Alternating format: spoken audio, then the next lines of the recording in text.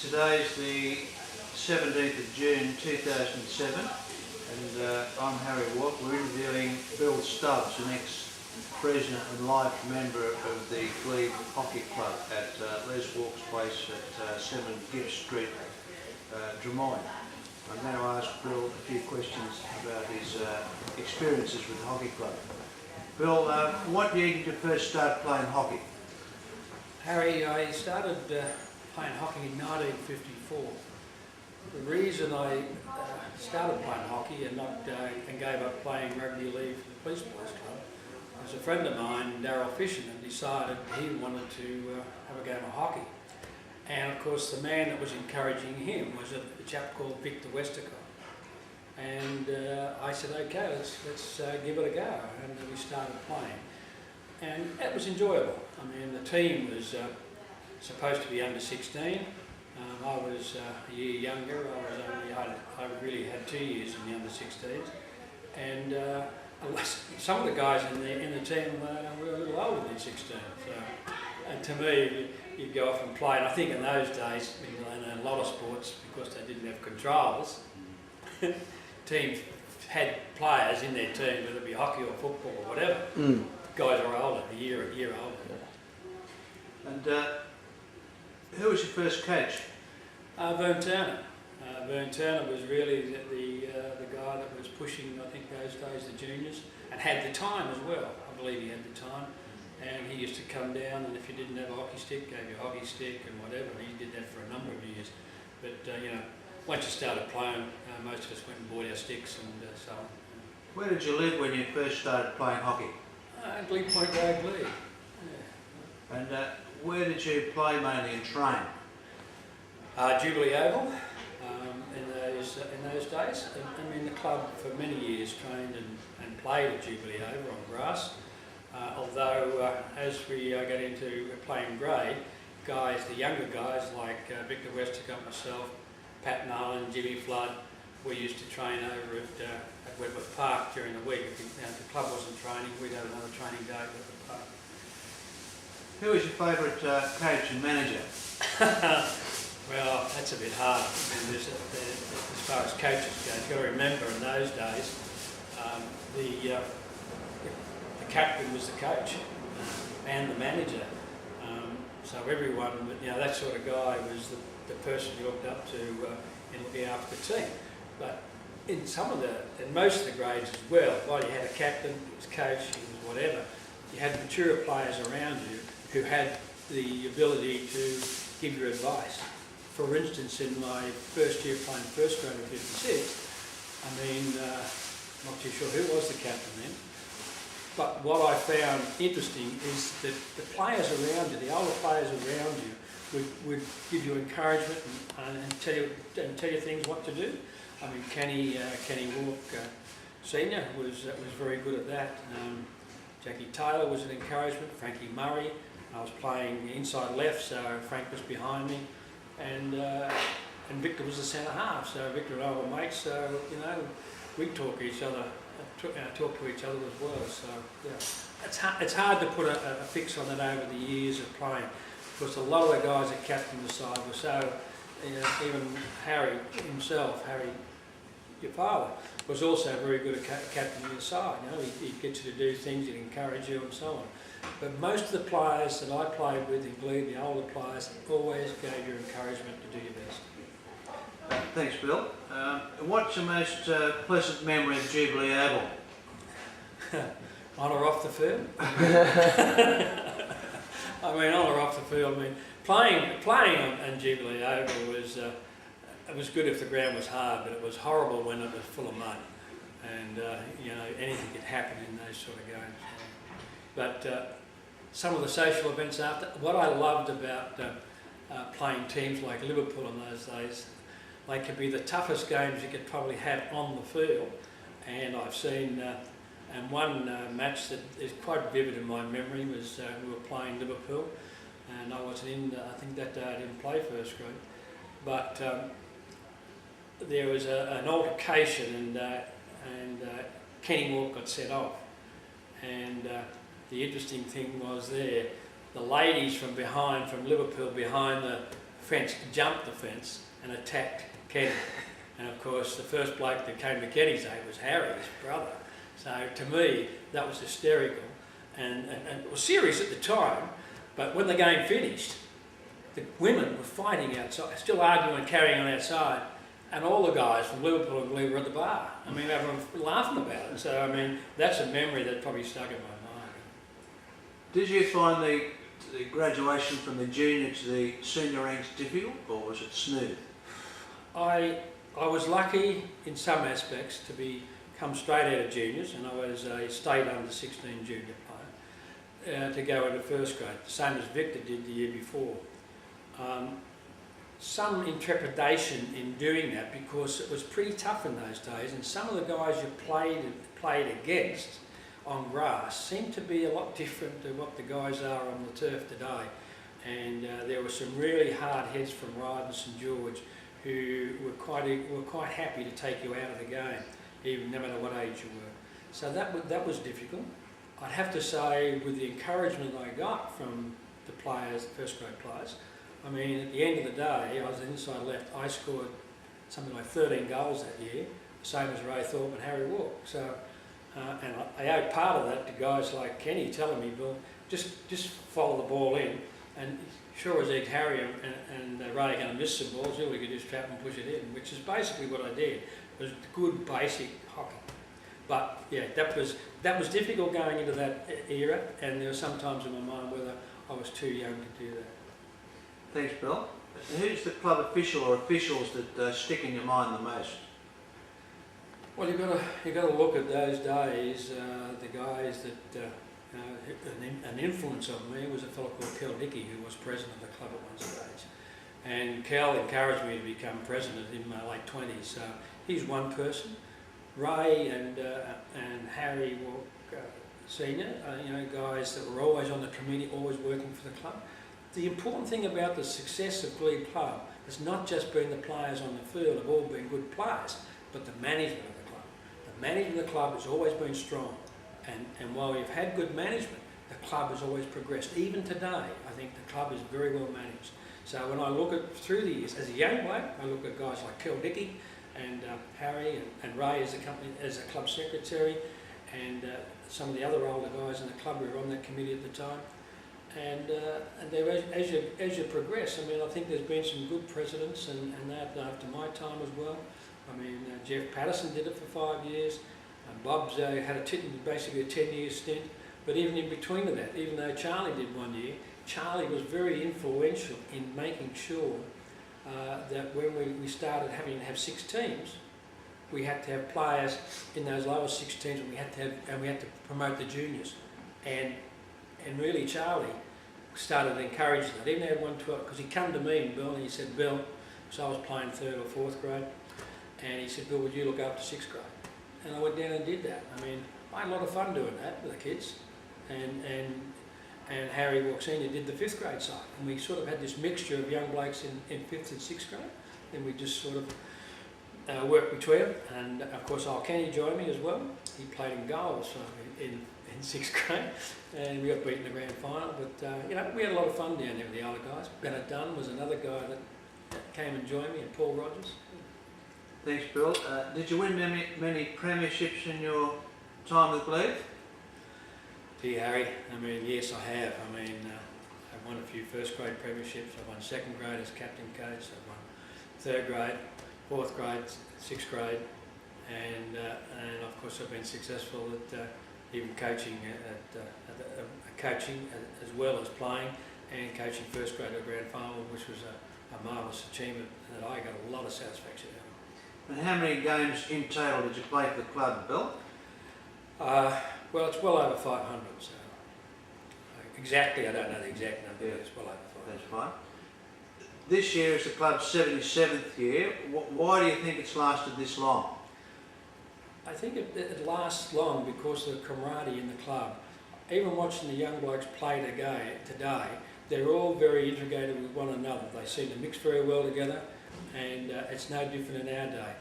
I mean, some of the things that we did in my younger days was going to carnivals a lot, and that started from the time well, even in juniors we went to a couple of carnivals, But even with the seniors, we used to go to these carnivals at Bathurst and Goulburn and other carnivals, St George Carnival. Then they used to have a seven-a-side at North Sydney. And I think that built a good camaraderie with all the guys in the team. Yeah, we mightn't have all got on perfectly together from time to time, and that may have got it critical because we didn't win the game of one another, but we always stuck together. I mean, and one of the interesting things as a very young guy, I went to Bathurst with the first grade side in the mid 56, 57, and the thing that amazed me in an introduction to me is how much the team stuck together, because Glebe in those days was a team that was feared by most teams, city and country. And we went to Bathurst and we played in this carnival. It was cold and wet, whatever. And even then, it was cold, and Harry said to me, he said, "Bill, come and sit in the car for a while." He had the big Ford Merc. We got in the car and he said, "Bill, I think you need something warm up." And he pulled out a flask of rum and he said, "You better have a swig of this." I said, "Right." I did that. Then we went out and played. The interesting thing was, when Glebe played, after the first couple of games that Glebe was winning, everyone followed the Glebe. And we sat in this game, this quarter final, which we actually finished up losing, and we were playing with Goulburn Workers or one of those two good sides, or Bathurst Waratahs. Anyway, we're playing this game and the crowd starts getting onto Kenny. And Kenny just took it all in, and then when he got the ball went into the crowd. He hit a few into the crowd, and I just stood there in amazement as a 16, 17-year-old kid, and I was saying, God. Got to half time, and the crowd's really getting stuck into us. And Jackie Taylor says, "Come on, boys, we better get in the middle of the field and huddle around over here." And we actually went to the centre of the field and huddled until half time was over, and then went on to play. And that always stuck in my mind. I mean, I sit and I giggle about it now, but it was a real eye-opener, and it was why they wanted us to lose. I also saw it as a huge respect for the players and the club itself. Thanks, Bill. Do you think the club will celebrate its 100th year? Most certainly, Harry. I mean, I think this club is exceptional. We were told that if we didn't get a turf some years ago, and we're going back probably 10, 15 years, 16, 20 years ago, that we would eventually die. I think people don't know the quality and the camaraderie of the club and how it develops and grows. Even in the old days when we struggled to get 4 junior sides, the club stuck together and worked at it and kept going and still continue to win premierships. So, yep, I think we'll go on with it. I think the guys, maybe one day we'll get our own turf, but I think the club's already a sound. Just looking at the young blokes playing first grade today, I mean, it says enough for me. Thanks, Bill. What are the major differences between the grass game and the turf game as you see it, Bill? As I said, well, if you play on grass, you've got to stand up straight. If you're playing on turf, you've got to bench your back. And I'm not too sure that's good for your back in the longer term. But yeah, it's a different style of game. Bubbling balls means you've got to play a straight bat all the time. With the number 4 railway arch down there at Jubilee, have you got one best memory you could share with us, Bill? I suppose the 82 grand final, I suppose, is my best memory, which we won. And I know I finished up laying on the bench out near the oval railing after we'd celebrated late into the night. Unfortunately, I wasn't driving. My daughter-in-law drove me home. So yeah, that was a great night. But there's been other great nights as well that we've had down there that stick. Do you access the club's website? Very occasionally. I think it's a good idea. I think that's something that everyone should get used to doing. But I suppose when some of the older players may not do that because they're technical, they don't have the skills to do that, but yeah. How do you think we could best maintain contact with our retired players? That's there's only one way you can do that. I mean, if you knew they could use the website, that'd be great. But I think you're going to have to continue to email them, send them letters if you know their address. If you can't, send them emails. A lot of older guys, I'd say, older than myself, I can use the web, but older guys, I would think Harry would need to have some sort of mail out to them. Right. Do you think this is important to maintain contact with our older players? Oh, most certainly. Would they appreciate it? I would say 99% would, yeah. Right, thank you. Did you get more fun out of playing the higher grades or down the ranks a bit? Well, it happens at different times in your life. I mean, you love playing first grade at any time. And of course, as you get older, you've got different goals and different achievements between your work and your pleasure time. I had a lot of time. I enjoyed playing first grade. I enjoyed coming down into second and third grade and playing there as captain coach, and right down to looking after the young blokes in sixth grade. And I mean, the good thing about that, and I was fortunate, I had some guys around me who had a lot of knowledge to play with those young blokes, so we was able to impart our knowledge. Of course, we were playing on grass most of the time there, so. But yeah, different type of funds at different times of your life. Thank you. If in a few sentences, could you encapsulate the Glebe spirit of your era? I think we took the game, we were comrades in arms. We played it hard. We enjoyed the after part of the game. We attended functions together. It's very difficult when you take all that in together. We enjoyed the game. I think we played with fun. We were good enough to win, and we played with a lot of fun. But at the same time, we were dedicated to making sure we had the right skills and the right strategies to win the game. Thanks, Bill. And did you coach the club's junior teams? Did a lot of that too. I've got, as you know, I've got two boys, Craig and Brett, and of course I coach Craig at different times in juniors, in the club juniors. I also coached Brett all bar about 1 year in the junior, except for Gilly coaching him under 10s and under 11s. I did probably about 3 or 4 years there with him up until he was 16 or 17. And of course, I coached both of them at Sydney representative level, so I've had a lot of close contact with the younger people. And might I add, I think if you want to be a good coach, coach juniors, because what it teaches you, you must know the basics of any game to be able to coach. You cannot do the higher skill things or the higher techniques and strategies in playing a game if your basics aren't good. So, coach juniors, you'll soon learn the basics. Right. And why is the club having great difficulty in attracting junior coaches in 2007, Bill? Not sure of that, Harry.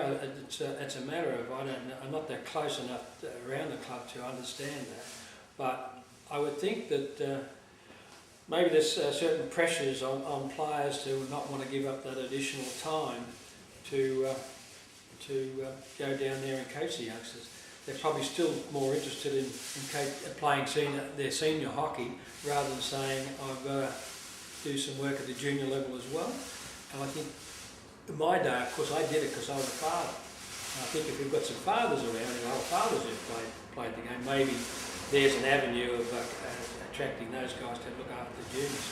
But time is one of the issues, and you don't get many guys wanting to do that. I think to give up their Saturdays to perhaps they're more interested in running around doing their things for themselves and then go and play in their game. So you've got to find some nexus that you can encourage them to do that. I mean, I know I talked to Vernon Howe the other day, and I'm always still amazed that he puts in a lot of time for the juniors. And there's a guy that doesn't play now, but he still loves doing that for the club. Thanks, Bill. Should the club pay junior coaches, do you think? I don't know. I mean, if you're going to pay anyone, you do it at the top level. We don't do it at the top level. Of all the players you've played with, Bill, who made the biggest impression on you? Can you single out one person, or no, just a couple? Pretty hard to single out one person. I mean, we've got the guy that was great to play with is Pat Nolan. I mean, he was a 3 times Olympian. I mean, that says enough in itself when you're playing with Pat and the dedication that he put in. Even just training with him as a young bloke, he was so dedicated.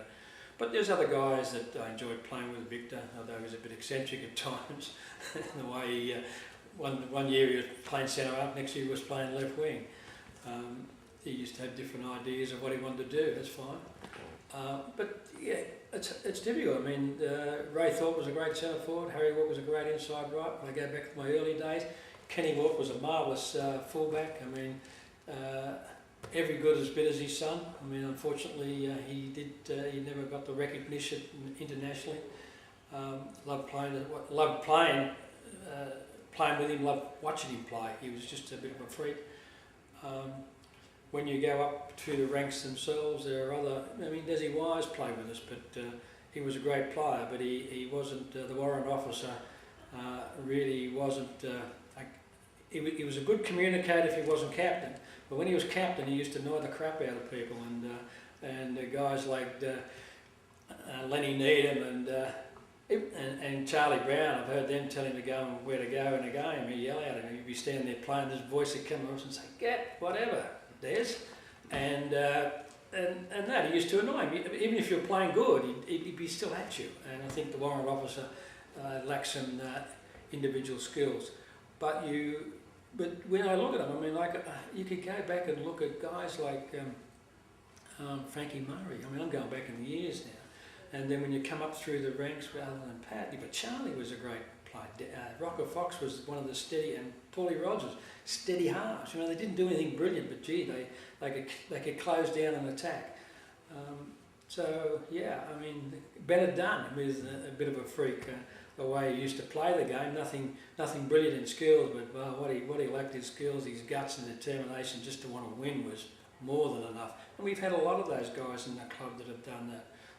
Vern Turner was a great player too, and great mentor when you're playing next to him. He used to talk to you all the time. He could tell you where to stand. Stand down, I'll pass you the ball. And he did. He passed the ball, I'll score a goal. Those, when you look at that overall in the old days, I'm going back to the old days more than the current days. I played a lot of hockey with the older guys, even Harry and Kenny, and after we started playing lower grades, so, and Paul and Bennett, and we had a lot of fun. We had a lot of fun, and that's, I think, the club, what it's like. Not only do we play good hockey, but we have a lot of fun when we're doing it. Thanks, Bill. If you had...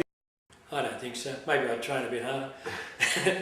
But then again, one of the disappointments I had, or some of us had as young blokes in the club, was that sometimes someone would turn up from Queensland and they'd replace one of these, myself as a young bloke, or Paul, or whoever as a young bloke, and that was a bit disappointing. So I've always had an attitude that I would rather see our club develop the young blokes and get the best out of them and play first, and for them to go on and play first grade. And I was really excited the last couple of years when you basically got all juniors playing first grade and we're winning premierships. And it's something I've always believed in. But if someone turns over the club, my view was he's got to earn himself first before you plonk him in first grade. Thanks, Bill. Well, what was your lowest ebb with the club, Bill? Being dropped in first grade. What enabled you to continue on despite this disappointment? I just love the club. I mean, the club in itself is, in my eyes, brilliant. It's one of the best clubs you could ever possibly be with. It has a hell of a lot of history, and we're all good mates. And at least I can still go up and shake hands with all the young blokes that are playing first grade. I think that's great. So what advice would you give the club to enable it to flourish in the future? Just keep doing what they're doing. I mean, good management creates a good club. Keep concentrating on your juniors, even if we start to lose, we don't have the numbers, but keep working at it, because we always seem to be able to pluck out of the juniors players that were good enough to go on and play first grade, and some even go higher. You know, when we look at the club and all the state players we've had over the years, from since the inception of the club, there's always been some players in the club that have gone on and played representative honours, and a lot of them have come out of the junior ranks. And I think if you keep concentrating on that, yes, try and make sure we get good coaches down the junior ranks, teach them the good basics, good skills, and let them then give them the incentive to come up and play grade. And even if they're going to start in 3rd or 4th grade, if they're good enough, and I see it today with some of the 15, 16-year-olds playing 4th grade, I think that's great. I mean, they'll develop their skills. I mean, I played fourth grade when I was 15, in 1954, and it was because fourth grade, often the juniors then played under 16 played in the afternoon, and often then the fourth grade wasn't playing very far away, so some of us, the fourth graders were short, they'd duck over and they'd grab us and we'd go over there and play fourth grade. So I did start playing senior ranks probably back in 54 and 55. Thanks, Bill. Do you think that the technology and the way fields and sticks has changed the way the game's played, or is it? I think the field, the synthetic has changed the game. Not so much the technology of the sticks and the fiberglass. And I don't see that. I mean, other people may have a different view on that, Harry, but I don't see that. I think the game, by going to a synthetic surface, has changed dramatically. That allows you then to bring in other dimensions into the game in relation to how you play the game, how you coach the game, and it can change the style, maybe the style of the stick and sort of skills you've got to have. But basically, the game changed when it went to synthetic surface. Thanks, Bill. And did your hockey interfere with your work?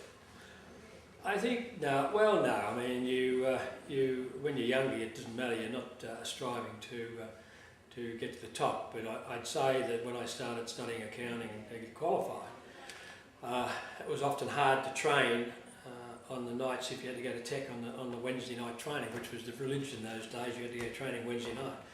But that was anything that probably interfered in my studies to get qualified. Of course, when you start studying accounting in any club, they ask you to be the treasurer. So at 18, 19, I was also the treasurer of the club for about 3 or 4 years.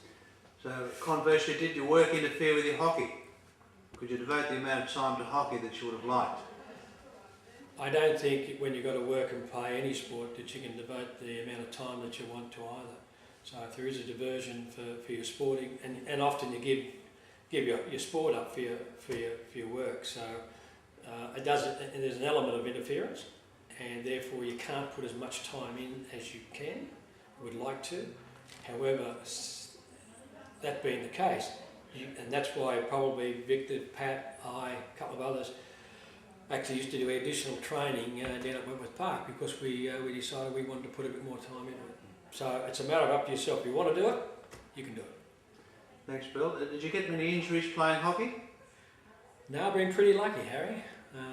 Lost one tooth, and that. I'm still still haven't lost any other teeth. I've had my face cut with glass and a head clash. But other than that, I don't think I've not missed the game because of hamstrings and calf muscle injuries or that. I've been pretty fortunate in that area. Thank you. So your association with the Glebe Hockey Club's been fun from start to finish? A lot of fun, mate. A lot of fun. Even when I was president, it was still fun. What's the the achievement for the club of which you're most proud, Bill? That I'm proud of? Yeah. I suppose my personal achievements for the club have been really, other than, well, first grade is one aspect, but this is just the start of your hockey career. Playing hockey is just part of it. I suppose my greatest achievement has been in the coaching area, and with juniors, and with first grade, and even the grades where I've been captain coach.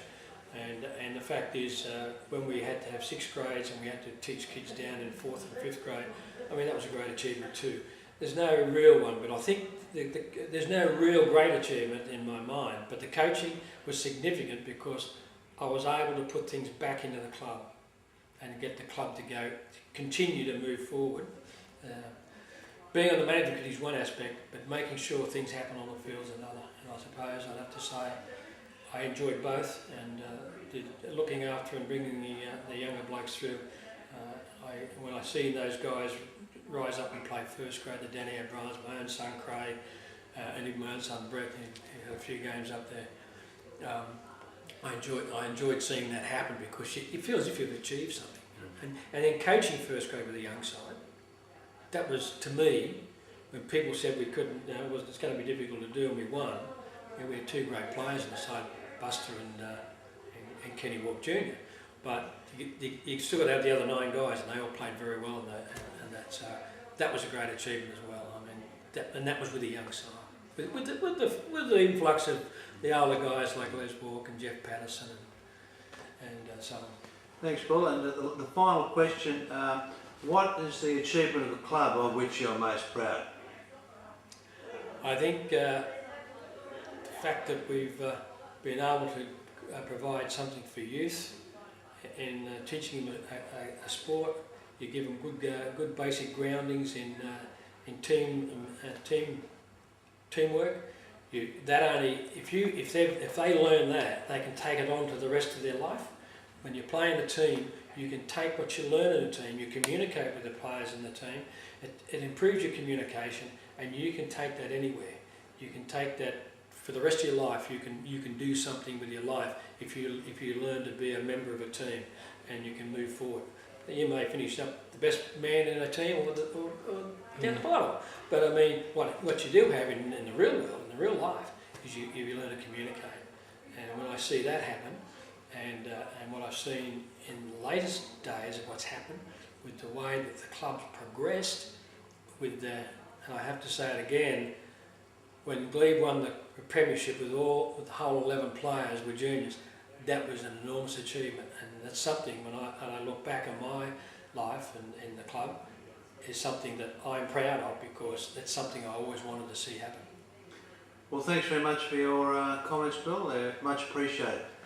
Congratulations on your contribution to the club. It's been outstanding, and we appreciate that. Harry, it's been an absolute pleasure to be part of the club. Good stuff.